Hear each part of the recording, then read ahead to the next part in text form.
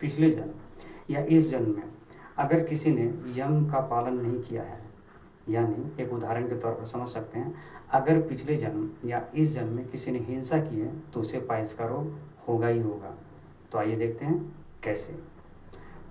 जय श्री महाकाल दोस्तों, आज हम लोग जानेंगे कि पाइल्स का रोग कैसे होता है और इसका समाधान या इसका इलाज क्या है। आइए देखते हैं।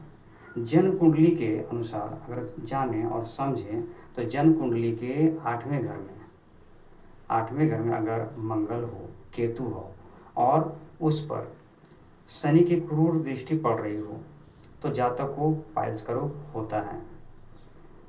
दोस्तों, अगर समझें और जानें तो सबसे पहले हम अपने शरीर, जो ये शरीर हमारा बना हुआ है, ये पंच तत्व से बना है, इसी पहले प्रूव करेंगे कि हमारा शरीर पंच तत्व से कैसे बना है। ये कैसे संभव है कि पंच तत्व से हमारा शरीर बना है। आइए जानते हैं। सबसे पहले हमें यह जानना जरूरी है कि एक पौधा जिसे हम लगाना चाहते हैं या बढ़ाना चाहते हैं तो उसके लिए क्या क्या आवश्यकता है, यानी एक वृक्ष रोपने के लिए, एक पौधा लगाने के लिए हमें किन चीज़ों की आवश्यकता पड़ती है। तो सबसे पहले तो मिट्टी की आवश्यकता पड़ती ही है, पहला चीज़। दूसरा, उसे पानी की आवश्यकता होती है, उसे धूप की आवश्यकता होती है, यानी अग्नि की आवश्यकता है, उसे वायु की आवश्यकता होती है और उसे बढ़ने के लिए आकाश यानी अवकाश यानी स्पेस की आवश्यकता होती है।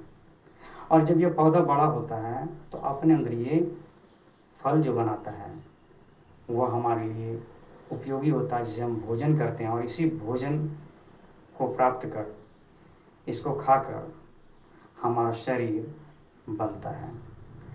तो समझने वाली बात है कि ये जो पंच तत्व से जो निर्मित शरीर है, यानी अगर हम देखें, यह जो है ना अन्नमय कोश है।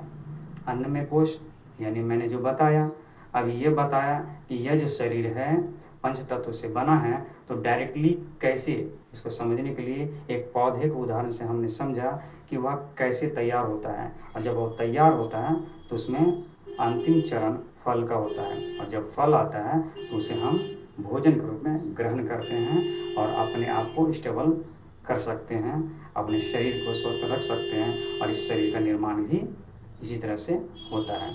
माँ अगर इन चीज़ों को खाती है तो बच्चे का निर्माण होता है। यानी अगर समझ लें तो पता चलता है कि पंच तत्व से हमारे शरीर का निर्माण हुआ है। अब इस शरीर को 5 हिस्सों में अगर हम देखें, बांटें, तो पता चलता है कि पृथ्वी तत्व, अगर पृथ्वी तत्व की बात करें तो पृथ्वी तत्व मल भाग में आता है। जहाँ मल का इकट्ठा होना होता है वह पृथ्वी का तत्व का हिस्सा होता है। उसके आगे ऊपर आते हैं तो जल तत्व, यानी जहाँ मूत्र का ग्रहण होता है या बोली स्टोर होता है, वह जल तत्व के अंतर्गत आता है। ऊपर और आते हैं नाभि, यानी यहाँ अग्नि तत्व है, जहाँ से हम भोजन को पचाते हैं। और ऊपर चल जाएं तो फेफड़ा। तो ये स्थिति पाते हैं कि यहाँ वायु तत्व की प्रधानता हो जाती है। फिर जब और ऊपर जाते हैं तो फिर आकाश तत्व, यानी यह मस्तिष्क, और इसी मस्तिष्क में हमारा आत्मा का वास होता है। तो ये तो हमने समझ लिया कि पंच तत्व के अनुसार अगर शरीर को बांटें, समझें, कैटेगराइज करें तो किस हिस्से में किस तत्व की प्रधानता हो रही है। अब आते हैं, मैंने पिछले कई वीडियो में मैंने बताया कि पंचमुखी हनुमान जी की स्वरूप को अगर समझने का प्रयास करें तो उसमें सबसे पहले हम लोगों ने देखा कि हनुमान जी का जो युद्ध होता है वह मकर ध्वज से होता है। और अगर समझें, मकर ध्वज को मकर राशि से कनेक्ट करें तो आप पाएंगे कि मकर राशि पृथ्वी तत्व की प्रधानता होती है। और इसी पृथ्वी तत्व को समझते हुए यह भी जाने कि मकर राशि का स्वामी ग्रह जो शनि होता है वो वायु तत्व का प्रधानता होता है उसमें। तो जब इन चीज़ों को हम देखते हैं तो कहीं न कहीं वायु विकृत हो जाता है, जिसके कारण से पृथ्वी तत्व भी खराब होता है, और जब पृथ्वी तत्व खराब होता है तो वह पाइल्स का रूप धारण करता है। दोस्तों, इन चीज़ों को मैं और भी विस्तार से बताता चला जाऊंगा अगले कई वीडियो में, जिससे आप जान पाएंगे कि हमारा शरीर बीमार कैसे होता है, हमारा शरीर स्वस्थ कैसे रहता है। इन सभी चीज़ों के बारे में जानेंगे और जानते जाएं तो अभी बातों को आगे बढ़ाएं तो आप पाएंगे कि अभी जो हम बता रहे हैं तो इसमें आप देख रहे हैं कि शनि की जो बातें आ रही हैं, जो वायु तत्व की प्रधानता जिसकी बातें हो रही हैं, तो गौर करें कि जब पंचमुखी हनुमान जी की बातें करते हैं तो उसमें अश्व की जो बात आती है, तो अश्व यात्रा और युद्ध दोनों को बता रहा है। तो आप देख ही रहे हैं, यानी राहु और केतु की बातें बता रहा है। यात्रा जब करते हैं तो हमारा वायु विकृत होता है, और यही शनि कैटेगरी के अंतर्गत राहु भी आता है। और जब युद्ध होता है तो मार काट ऐसी कई चीज़ें होती हैं, तो केतु का बारे में बताया जा रहा है। जब इन बातों को देखते हैं कि जहाँ जिस जगह ये बातें आ रही हो तो वहाँ एक बीमारी और पाइल्स की बीमारी जरूर हो जाती है। दोस्तों, अगर बातों को समझने की और कोशिश करें तो इसका फिर समाधान क्या है, तो याद रखें इसका समाधान पहला तो यह है कि शनिवार और मंगलवार, यानी मंगलवार और शनिवार के दिन, इन 2 दिनों में हम उपवास रख सकते हैं। हम मंदिरों में जाकर हनुमान जी का पूजन कर सकते हैं। ये पूजन विधि भी मैं बताऊंगा। हनुमान जी की आरती में जरूर खड़े रहें, वहाँ आरती में कुछ न कुछ दान पैसे के रूप में जरूर करें। ये कितना ज़बरदस्त बातें हैं, इनको आप जब जानेंगे तो आपका इनसे रोग भी ठीक होता है। बातें और भी हैं कि इसका समाधान फिर क्या है।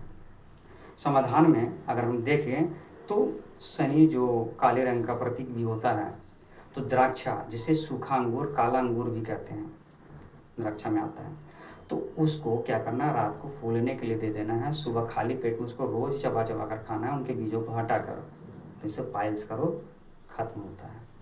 कितनी बड़ी बातें हैं।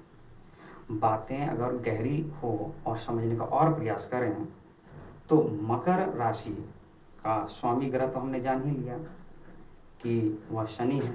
मकर राशि का नक्षत्र अगर जाने तो श्रवण नक्षत्र है, और उसका स्वामी फिर क्या हुआ, चंद्र है, और चंद्र से भी ये ट्रीटमेंट संभव है।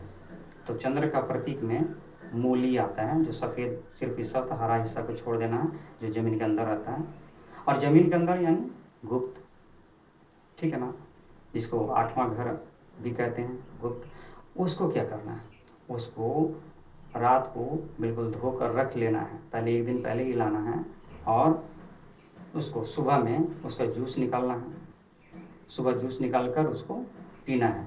तो जब डेली पिएंगे खाने के बाद, ठीक है ना, द्राक्षा भी अगर कोशिश करें तो द्राक्षा तो एक सुबह में खाली पेट में लेना ही है। फिर क्या करना है, द्राक्षा का जूस निकाल कर, यानी कि उसको मथ कर, उसका रस निकाल कर, पानी निकाल कर उसको आप खाने के बाद ले सकते हैं। या द्राक्षा शव बोलकर एक अरिष्ट भी आता है, तो आप उसको खाने के जस्ट बाद ले सकते हैं, पानी तुरंत नहीं पीना है।